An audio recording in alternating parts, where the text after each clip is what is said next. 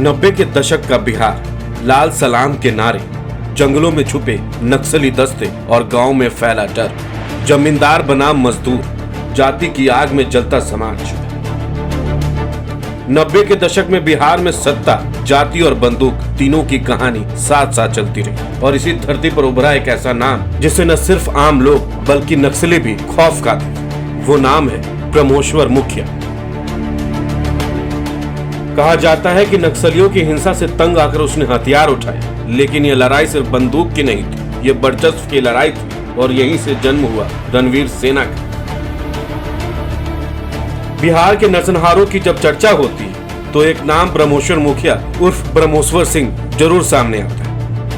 आज अगर गूगल पर यह नाम सर्च करें तो आपको एक दुबले पतले बुजुर्ग की तस्वीर देखने को मिलेगी जो दबंग या हत्यारा तो प्रतीत नहीं होता है, लेकिन रुकिए, आप उसकी तस्वीर से कोई धारणा ना बने। वो एक बहुत ही शातिर और खतरनाक व्यक्ति है जिसने बिहार में एक से बढ़कर एक खतरनाक नरसंहारों को अंजाम दिया। 90 के दशक में जब नक्सलियों ने यानी दलितों और मुल्लों ने चुन चुन कर भूमिहार, राजपूत, ब्राह्मण जैसे अग्रणी जातियों का सामूहिक नरसंहार शुरू कर दिया था, बिहार में हाहाकार मचा था। जो सवर्ण अपने गांव जाता वो लौट कर नहीं आता था, जो गांव में थे सब भागकर शहर आ गए थे। पूरा बिहार कश्मीर और कैराना बन चुका था। अपनों की लाश जलाने के लिए भी गांव में जाने की हिम्मत नहीं थी। लाखों एकड़ जमीन परती पर रही थी। प्रशासन लालू की थी, इसलिए सुनने वाला कोई नहीं था।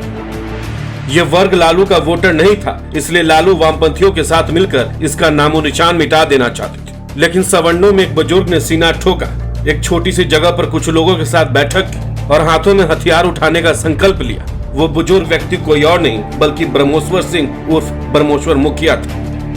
इतना अपमान बर्दाश्त न था। सबसे पहले कुछ सवर्णों ने अपने लाइसेंसी हथियार आगे किए और सहायता दी। इसके बाद जो हुआ वो इतिहास बन गया। खून की नदी बह चली। नक्सलियों की क्रूरता भी इनकी क्रूरता के सामने बौनी पड़ गई।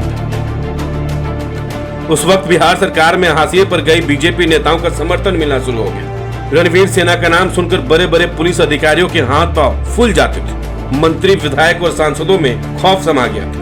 नक्सली जो कल तक कहीं भी किसी सवर्ण को मारकर निश्चित हो जाते थे, वो अब एक भी सवर्ण को मारने के पहले 10 बार सोचते थे, क्योंकि एक के बदले 10 अपने मारे जाएंगे, ये तय था।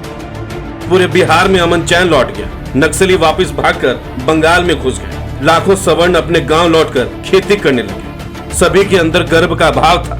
सभी निर्भय हो चुके थे। कहा जाता है कि वह बुजुर्ग आदमी ब्रह्मोश्वर मुखिया लोगों के लिए अवतार बनकर आए। लेकिन इतना सबके बावजूद एक बड़ा सवाल ये उठता है, क्या 277 हत्याओं का अंजाम देने वाला ब्रह्मोश्वर मुखिया एक राक्षस था? अगर नहीं तो क्या वो सचमुच नक्सलियों के खिलाफ अपने हक की लड़ाई लड़ने वाला एक योद्धा था?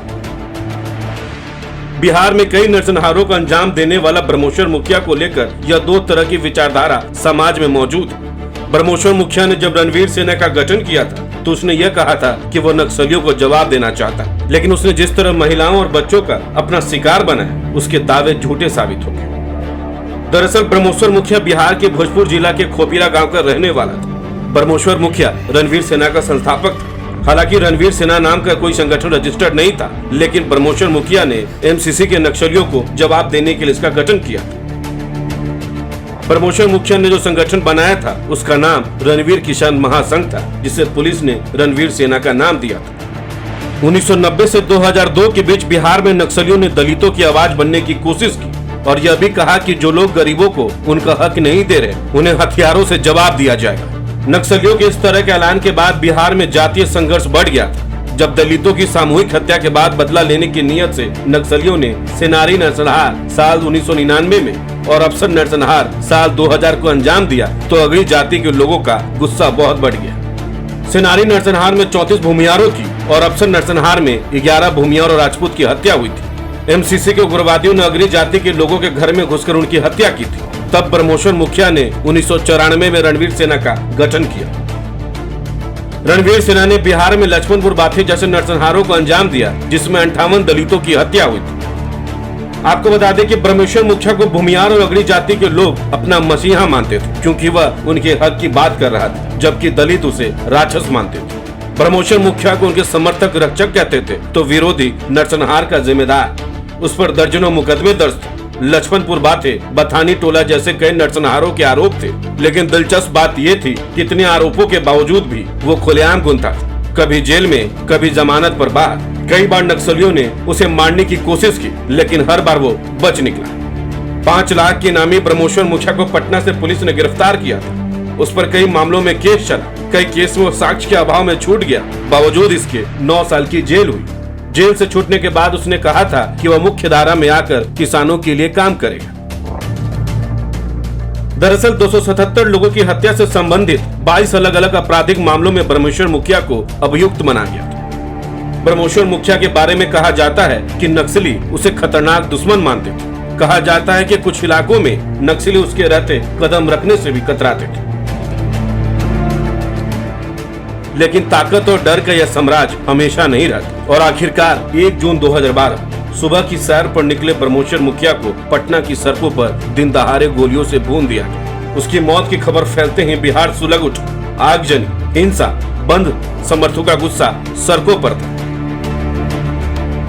ब्रह्मोश्वर मुखिया के शव को जब अंतिम संस्कार के लिए पटना लाया जा रहा था, तब उसके समर्थकों ने पटना की सड़कों पर खूब बवाल काटा। हिंसा हुई और पुलिस पर आरोप लगा कि उसने दंगाइयों के खिलाफ कार्रवाई नहीं की। लेकिन डीजीपी अभयानंद ने बल प्रयोग न करने के अपने निर्णय को सही ठहराया, जिसके बाद 2005 के बाद से बिहार में नरसंहारों का क्रम रुक गया है। लेकिन उसकी यादें आज भी रोंगटे खड़े कर देती। ब्रह्मोश्वर मुखिया एक व्यक्ति नहीं बल्कि उस दौर का प्रतीक था जहां राज्य कमजोर था और बंदूकें ताकतवर।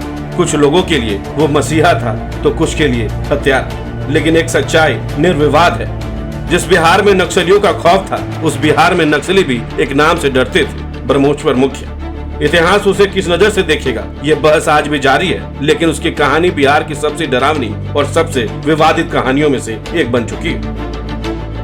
तो ब्रह्मोश्वर मुखिया की पूरी कहानी आपको कैसी लगी? अपनी राय हमें कमेंट्स में जरूर बताएं। बहुत बहुत शुक्रिया।